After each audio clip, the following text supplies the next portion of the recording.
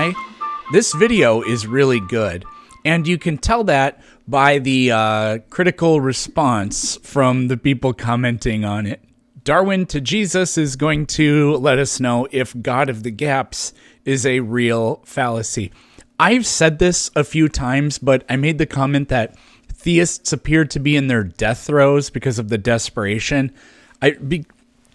All of their arguments have been so, I feel like, thoroughly debunked. When you watch the old Christopher Hitchens debates on YouTube, he points out some things that are very clearly problems, and Sam Harris, he would do the same kind of thing.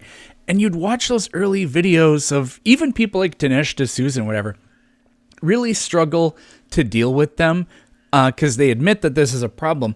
But now they just handwave stuff like that away. And now they're here to tell us that fallacies aren't fallacies. Arguing from ignorance isn't arguing from ignorance. So let's see what we got. Get into it. The expression God of the Gaps is normally said by atheists when a theist points to something that science has not yet explained, and the atheist is accusing the theist of making the argument, science can't explain this, therefore God. Now, obviously, yeah. If the atheists were correct in their interpretation of what's happening, then they'd be right, and this would be a fallacy. Yeah, we are correct because that's what you guys do. The problem with God of the Gaps is a type of argument from ignorance, and it's an argument from ignorance, and there's really no rescuing that because there's no working model for it. It never goes beyond the hypothesis stage. It always stays there because it's literally just the God hypothesis is just a placeholder for something that's not yet known. And here's a possible explanation. There just simply is nothing to it, and we'll see what he has to say. But they're not right about what's happening. So here's what's actually happening. Imagine two detectives arrive at a scene where a body has been found. They are faced with two potential theories to explain what happened. The first detective believes that the best explanation for the evidence is that a murder took place. Someone else was involved in the death. Right, so that is something that we know happens. So that's a very good assumption. Now, I haven't heard the alternative yet. The second detective, however, thinks that the person died of natural causes, meaning no other person was involved. Okay, so far this is very much not analogous because both of those things are known to happen, okay? As they examine the evidence, both detectives try to fit the facts with their respective theories. The detective who believes in the murder theory might point to bloody footprints leading away from the scene and say to the other detective, if your theory is correct and no one else was involved in this death, how do you explain these bloody footprints? Okay, yeah, so far this is pretty good. The bloody footprints are evidence of another person being there, and we know what kind of thing leaves footprints behind. Animals don't make shoe-patterned footprints. People do. The detective isn't necessarily claiming that the footprints prove there was a murder, but he is challenging the natural cause theory. Yep, so this is inductive, not deductive. Nothing is absolutely guaranteed. Theory to account for this evidence. This scenario is analogous to discussions between theists and atheists. Yeah, no, it isn't at all. Life could not have arisen naturally, or we don't even have to say that. How did abiogenesis happen? And we don't have a working model for that yet. Well, in the Bible, it says that God did it. Okay, well, that's literally just hearsay. And I probably won't be able to compile a clip here. I wish I could, but I've had a lot of really hilarious debates where I ask a person this exact same thing. So I say, okay, how did God do it? Yeah, he spoke. No, how did God do? Or actually, before that, what typically happens is I say, how did it happen? And they say, God did it. I say, no, I didn't ask who did it. I asked you, how did it happen? Yeah, God did it. I have this, I can't remember which video it is. I have too many videos. But this really hilarious reaction where the guy could not get away from just saying God did it. And again, this demonstrates that this isn't a model. It's not a working theory in any way. It's just a placeholder for what we're ignorant about. How did it happen?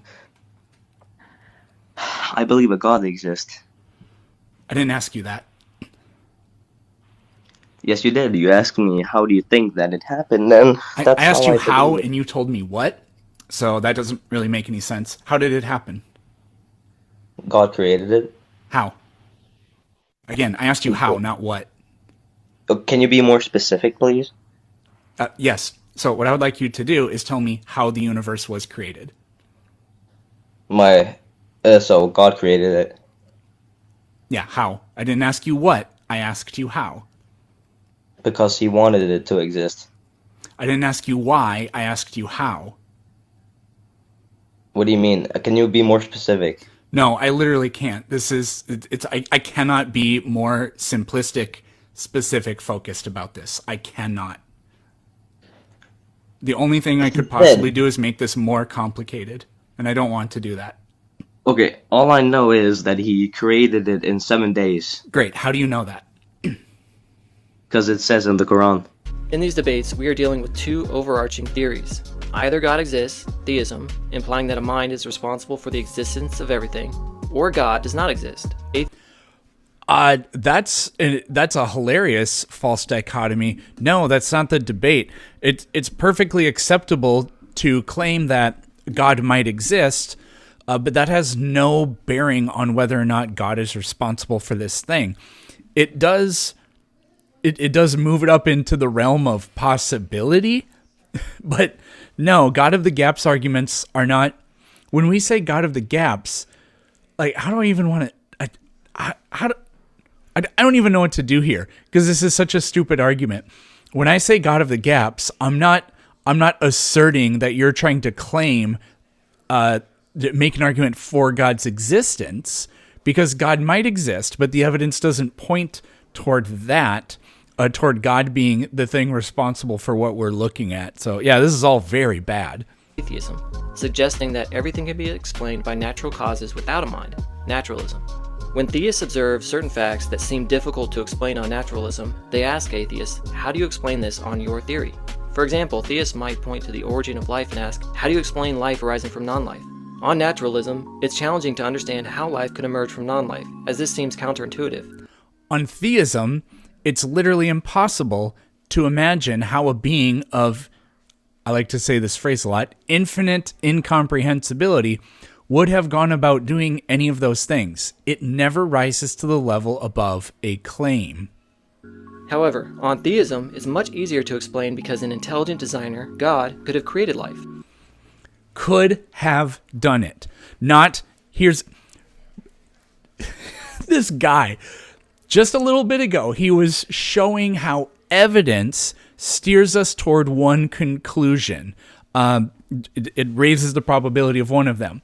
But now all of a sudden, when we're talking about whether or not God is responsible for something, literally all we need is to point out that it's not literally impossible, and now all of a sudden we have an explanation. Holy crap, kid. This question is not a God of the gaps argument, where God is invoked simply because something is unexplained. Instead, it's a comparison of which theory, naturalism or theism, better accounts for the available evidence. You haven't explained how your account better explains it. The only people unironically think that this actually is a good argument. God can do anything. Therefore, it's the possible explanation for anything. As I've also said many times before, a theory that can explain everything explains nothing in particular. And if you need that to be explained, then I'm not explaining it to you. Just like the detectives comparing their theories, the best explanation is the one that can account for the most facts in the simplest and most coherent way. Another massive error that people constantly make. They think that the God hypothesis is parsimonious. Oh, it's only 3 letters.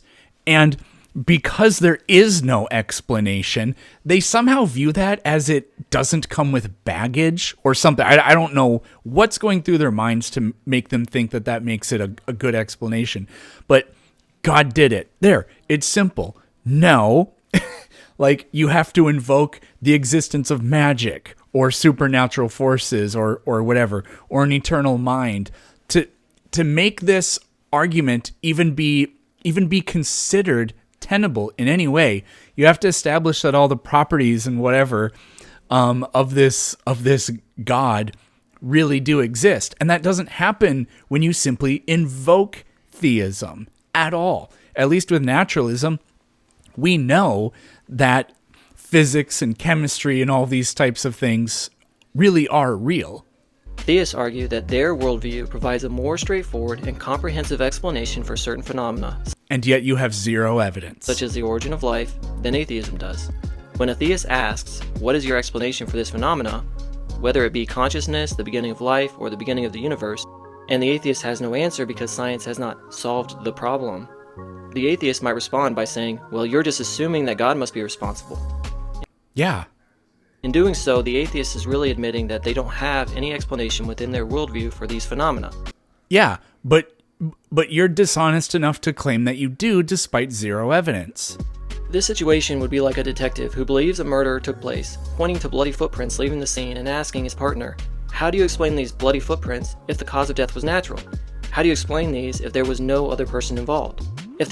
Footprints can be explained. In principle, they can be explained. The other detective We know where footprints come from. We know what leaves them behind. then dismisses this by saying, "This is just murder of the gaps," without actually addressing the question. It's clear how disingenuous and lacking in substance that response would be.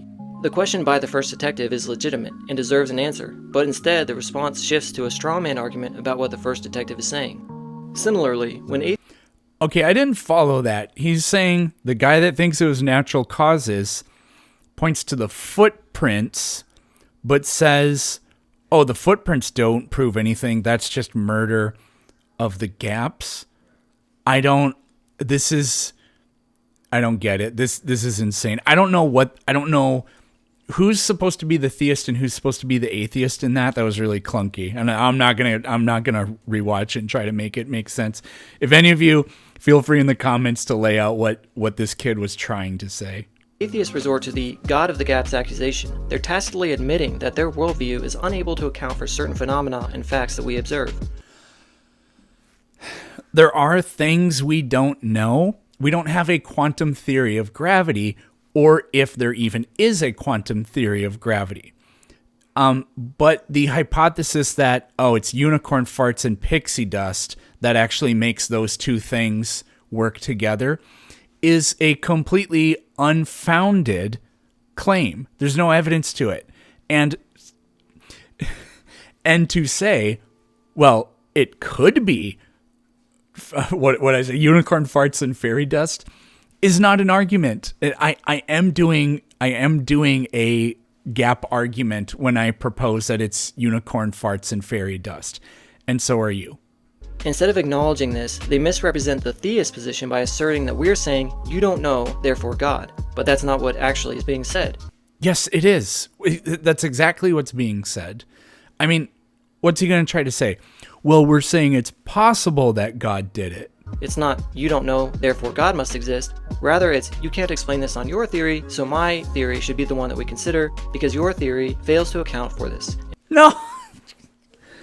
Man, kid, I've literally never read a philosophy book. Well, that's not true. I did read a philosophy of science book by, what the hell's his name? Peter something?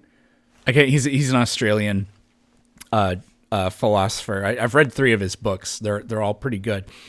But even I know that classic argument from ignorance is when you claim that somebody else not knowing something increases, or it's when you claim that when somebody else doesn't know something, that increases the likelihood of your claim being correct. That's the argument for, because the guilty person is not using ignorance in their argument. Not really. They're accusing ignorance on the other side. And it's a true accusation. There really is ignorance on the other side. They're admitting we don't know. But again, you don't get to claim, it's not logical, it doesn't make any sense mathematically or or logically or just in a common sense way that if somebody doesn't have an explanation, your imagined explanation suddenly becomes more likely to be true, because it could literally be anything, and we can't multiply. We can't increase the odds for infinite possibilities, because that adds up to infinity. So I don't know if that's actually the correct way to think about that, but the rest of it, that's how it works. And my theory has no problem accounting for this. So this is actually just... Your theory has, again, well, my theory is that through the powers of magic and a being that can do literally anything, then it's possible. Yeah, congratulations, but that doesn't make it an answer, or even a more likely answer than any of the other infinite things we can imagine. an inference to the best explanation type argument. Another thing that I want to address is the misconception that if something is explained scientifically, then that necessarily entails naturalism, and that we should think if something has a scientific explanation, we don't need to ask any further questions. This is simply not the case. To illustrate, imagine two very smart ants studying a car engine. They could crawl around the engine, examine how it works, and even figure out the purposes of each part scientifically. They might learn that if certain components move, the pistons fire, and they could eventually understand the entire Oh, so I assume this is going to be a science can't prove science type of thing. operation of the engine. But no matter how much they study it scientifically, they'd never be able to answer why the engine exists, or why the engine is put together in the way that it is. Okay, so not exactly. So, yeah, I mean, the science is descriptive, not prescriptive. It doesn't, there's no teleology in science, but there's also really no good reason to think that there's teleology in the structure of the universe or in existence itself. Existence just is. It's a brute fact. There's nothing wrong with that statement. It's not very satisfactory, I'll admit. The question of why there is a working engine is entirely different from the question of how does this engine work. In this scenario, the engine was obviously designed, but a scientific ant, focused solely on how things work, might never come to that conclusion. This analogy shows that science, while incredibly powerful for understanding mechanisms and processes, is not equipped to answer deeper questions about purpose, meaning, or origins. Notice That's totally fair. I'm not saying that purpose, meaning, or design exist, but what I am saying is that if they exist, science couldn't tell us. Just like the ants wouldn't I mean, for the most part, that's true. I mean, in principle, science could tell us, like, if existence is the, like, I don't know if science could actually tell us we live in a simulation. From our end, I don't know if science, if we are in that simulation, could ever answer that question. But in principle, science is able to explain that a simulation exists and these are the properties of the simulation. But for, supernaturalism, science is obviously completely hopeless for that. But there's nothing that can be used for that. The only thing you can possibly do is what the most dishonest interlocutors in the universe do, and they say, "Oh, well, it was personally revealed to me that this was all done by, God or Spanky or whatever, and I know it because it was revealed to me." Discover the engine's creator through scientific inquiry alone, we can't fully understand the why of the universe or life itself by only asking how questions. What's really ironic about all this is that atheists are often guilty of committing naturalism of the gaps. When atheists accuse theists of committing God of the gaps, they argue that theists are inappropriately filling in gaps in scientific knowledge with a divine explanation. However, this critique overlooks the fact that atheists themselves often engage in naturalism of the gaps. They assume that any gap in our current understanding will eventually be filled by a naturalistic explanation, even though they have no evidence for this at present. I would say that that's completely untrue. The origin of life, for example, literally everything we know about life is that it is merely the product of physical chemistry. So some new set of physical laws or chemical processes or whatever is a perfectly reasonable explanation for what will be the answer to where did life come from. So it's not naturalism of the gaps. If that's naturalism of the gaps, then every single time that we've ever done science, we've been committing naturalism of the gaps, because your hypothesis is an as of yet unproven, untested, tenable explanation for what's going on, and your hypothesis works on naturalism. So it's just a completely ridiculous take. This is essentially the same kind of leap that they are criticizing the theists for making. No, because we know that naturalism is a thing. We don't know that theism is a thing, and it's untenable to propose it. All right, I think that about does it for this video. No, yeah, I mean, you're not wrong. When I was searching for that video, this inspiring philosophy video about abusing the God of the Gaps fallacy came up, and I just want to highlight a small thing in here that's just completely stupid. I recently commented on I think it was Myth Vision, that YouTube channel, one of their videos, and it ended up being like one of the most upvoted comments, and I got a lot of hate for it because a lot of people saw it. But I said in there that apologists are bullshitters. And what I mean by that is I don't think apologists are like, I think very few of them are like lying to you. But what they do is this tactic where they just make a claim that is not plausible, or I would argue even possible, but a claim that is not more likely than, you know, some sort of naturalistic claim or whatever, or like something about it doesn't even have to be supernatural stuff. It can just be about the history of like the way the Bible was written. Like, you know, Wes Huff got a lot of really positive attention, and, you know, rightfully so, because he made that idiot, whatever his name is, look like the idiot that he is. Well deserved. But, you know, he said a lot of things that aren't true, and that's the bullshitting part. They try to sell you stuff that isn't the way anything works. Like, no, it actually isn't a good explanation or a good argument that the followers of Jesus actually were literate, because one of them is said to have been a tax collector, so he would have known Koine Greek or whatever that's called. That's the bullshitting I'm talking about, and there's some bullshitting in here. Science. Theists are not actually arguing from a gap in a natural process, but arguing for a metaphysical theory of reality, which attempts to explain why there are natural processes, or what is the best way to explain reality. Metaphysical theories attempt to explain all of reality and what reality is. When a theist argues God exists from arguments used in natural theology, one is not arguing from a gap in our knowledge with regards to how natural processes work, but arguing a whole scientific process or certain data infers a theistic worldview. That is by definition not arguing from a gap, but... Okay, this is the bullshitting. Yes, it is, and here's why. Because everything he just laid out there is an argument, and it goes on a little bit farther, but what you're laying out there is an argument for simulation theory as much, and I would argue actually much more so, than it is an argument for theism. Because it goes back to what I was saying earlier. We don't know about the supernatural, about that being real.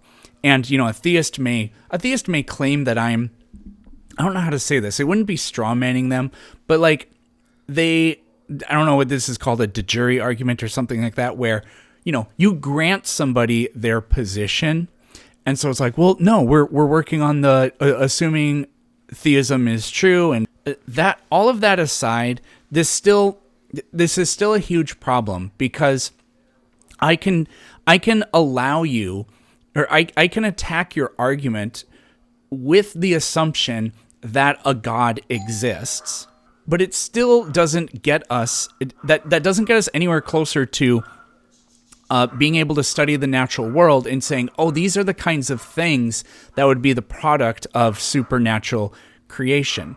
Again, it's just as, if not more likely, to be an argument for simulation theory, because we at least know that weak simulations exist. We make them. And a simulation is in no way miraculous or supernatural, and nothing about the product of the simulation is supernatural or miraculous either.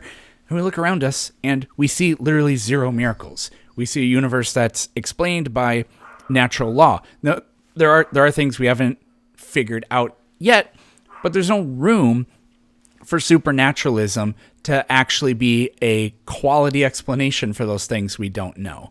So, yeah, I think that this is really a bullshitter's argument.